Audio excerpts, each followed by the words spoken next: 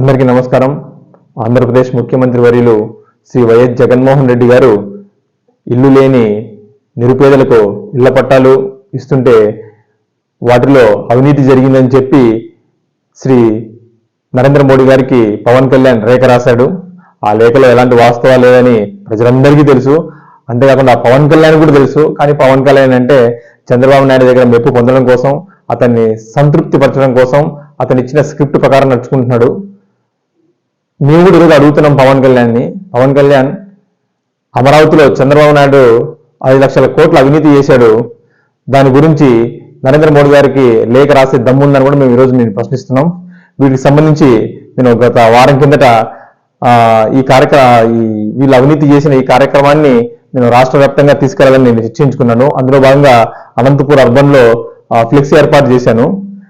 ఇది చాలా ప్రజాదరణ కూడా పొందింది. చాలా మంది ఆలోచించారు. ఇది రాష్ట్ర వ్యాప్తంగా కూడా ప్రజాదరణ పొందింది. ఈ పవన్ కళ్యాణ్ మరియు చంద్రబాబు నాయుడు అమరావతిలో చేసిన 5 లక్షల కోట్ల దోపిడీ గురించి ప్రజలందరూ ఆలోచించే విధంగా ఆ ఫ్లెక్సీ ప్రదర్శన ఉంది. దీని గురించి పవన్ కళ్యాణ్ నాకు వచ్చిన సమాచారం ప్రకారం ఏంటంటే పవన్ కళ్యాణ్ స్వయంగా వాళ్ళ పార్టీ శ్రేణులకు చెప్పి ఆ ఫ్లెక్సీ సంబంధించి పెట్టిన సందీప్ మీద కేసు పెట్టండి కూడా వాళ్ళని పంపించడం జరిగింది. నాకు స్థానిక సర్కిల్ ఇన్స్పెక్టర్ గారు కాల్ చేసి రమ్మడం జరిగింది. నేను మా అమ్మగారు వెళ్ళాము. ఆయన చెప్పారు. మేము అడిగాం, నిజంగా 5 లక్షల కోట్ల అవినీతి సంబంధించి మేము ఫ్లెక్సీ ప్రదర్శన చేసింది అది చట్ట విరుద్ధమో అయితే పవన్ కళ్యాణ్ జగన్మోహన్ రెడ్డి గారి మీద నిరాధారమైన ఆరోపణలు చేసింది కూడా ఆయన చేసి, అంతేకాకుండా ఆ నిరాధారమైన ఆరోపణలు చేసి తన పార్టీ ఫేస్బుక్ లో పెట్టాడు. ఇది కూడా చట్ట విరుద్ధమే అని చెప్పి మేము అడగడం జరిగింది. ఆయన కూడా సానుకూలంగా స్పందించారు.